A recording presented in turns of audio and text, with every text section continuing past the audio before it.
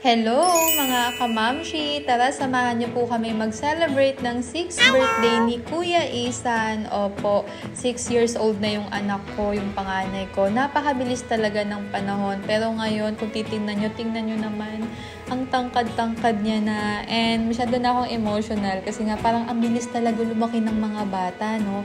And andito pala kami ngayon sa Zubik dahil ito ang kanyang birthday wish. Gusto daw niya makakita ng mga real animals and konti lang yung tao ngayon dito. Hindi ko alam kung bakit. Pero yung last na punta ko dito is dalaga pa ako noon. So, sobrang tagal na. And nakikita ko naman yung mga lion, tiger, parang mga healthy pa rin naman. And sana lagi lang silang healthy kahit medyo nakakaawa tingnan dahil nga nakakulong. Pero, ayan, si Kuya Isan, kung titignan nyo, napaka-arte sa mga amoy-amoy. Ang arte niya sa mga maamoy-amoy. Maarte talaga yung panganay ko, mga kamamshi. Malayong-malayo sila sa ugali. I mean, malayong-malayo sila ng ugali ni Calix. Si Calix talaga is walang arte. And mainit ang panahon ngayon dito sa Zubik, pero okay lang as long na happy ang mga bata. And maghapon lang kami nandito. Dumating na kami dito ng 12 noon. Tanghali na kami dumating, kaya parang konti na lang pala yung tao kasi daw pag umaga, marami daw talagang tao. And yung mga tiger, mga lion, yan, yung mga tiger na puti is ano pa daw, mas active daw yung tiger pag umaga. So ngayon, pag mainit na, 12 noon na, wala na silang gana, kumbaga parang pagod na sila, inaantok na. Kaya medyo wrong timing yung punta namin. Kaya next time, kung pupunta kayo ng Zubik, mas agahan nyo, mas maganda pala pag maaga. Kasi kami, I think itong oras na to is 1 PM na. Parang ganon.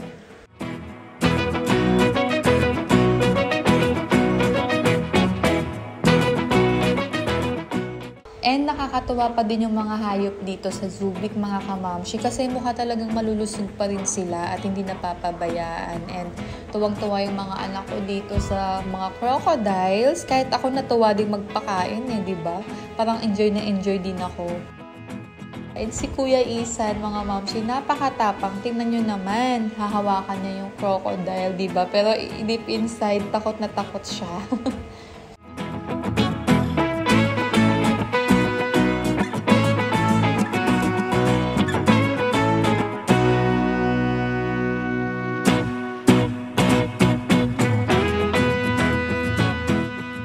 And nakakatuwa rin talaga dito kasi marami talagang iba-ibang klase ng mga hayop, ganun. Ang dami niyong makikita dito sa Zubik. Talagang malaki ang Zubik kaya worth it naman yung punta dito, worth it yung entrance, and talagang hindi siya crowded, hindi masikip.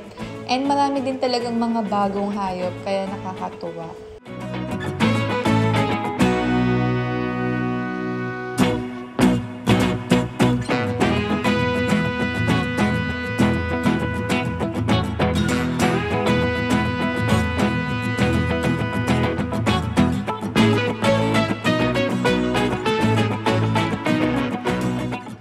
And si Calix is amazed na amazed dito sa mga snake. Kasi si Calix is favorite niya talaga yung mga snake. Mahilig siyang manood ng snake, gano'n. Kaya super amazed na amazed sila.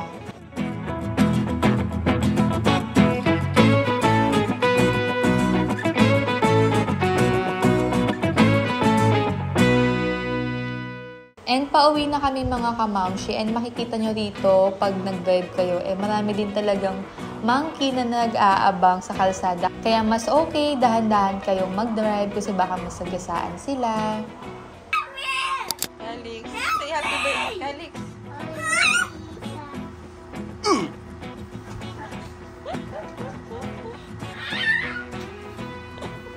Where's my cake now?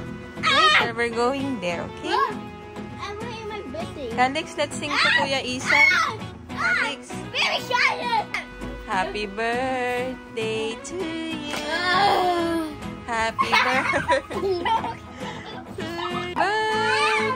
Happy birthday. Happy birthday. Now. I don't want you anymore. See, Kuya Isan don't like you na lang. Mommy, it's your birthday. You tell Mom it's my birthday today. Tell Mom I'm going mom too.